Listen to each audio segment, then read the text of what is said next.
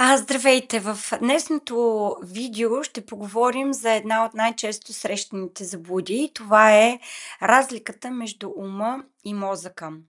И макар, че често използваме тези думи като синоними, те всъщност означават различни неща.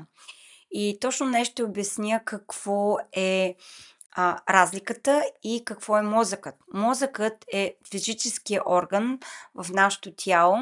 Той се намира в черепа и е изграден от милиарди неврони, които съответно си предават сигнали чрез електрически и химически импулси.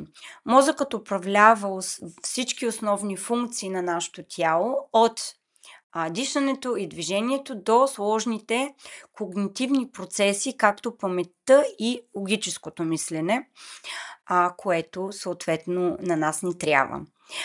Какво означава думата ума? От друга страна, умът не е материален. Той е съвкупност от нашите мисли, чувства, съзнание и нашите вътрешни преживявания, това, което ние преживяваме всеки ден.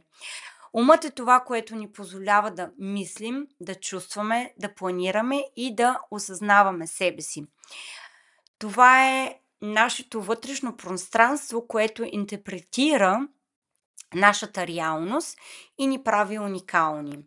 И как точно тук взаимодействат умът и мозъкът? Мозъкът и умът са тясно свързани.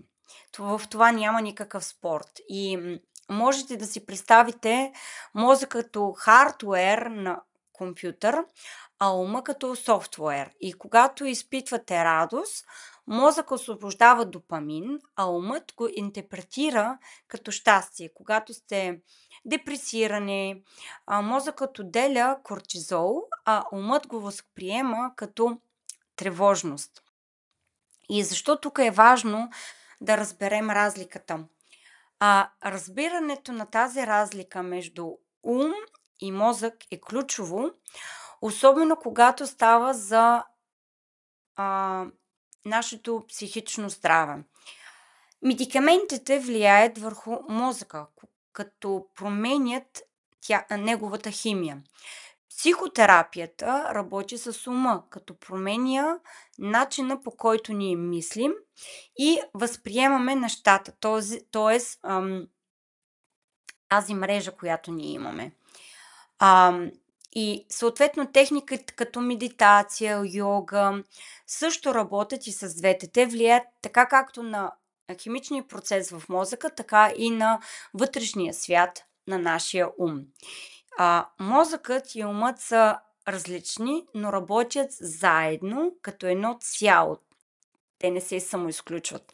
И разбирането на тази връзка може наистина да ни помогне да се погрижим по-добре, както за психичното, така и за нашето физическо тяло. И тук искам да те поканя в моя вебинар на 12 април. Вебинар нейрорисуване на тема Венерата в теб. То ще се проведе в 12 часа българско време и ще използваме изкуството, за да се свържем с нашата вътрешна любов, да видим какви филтри имаме и как можем да ги разпределим. И под това видео ще намериш първия коментар, в който аз ще споделя линк към нейрорисуването. Ако това видео ти е харесало и ти е било полезно, абонирай се за моя канал, харесай клипа и покани приятел или приятелка.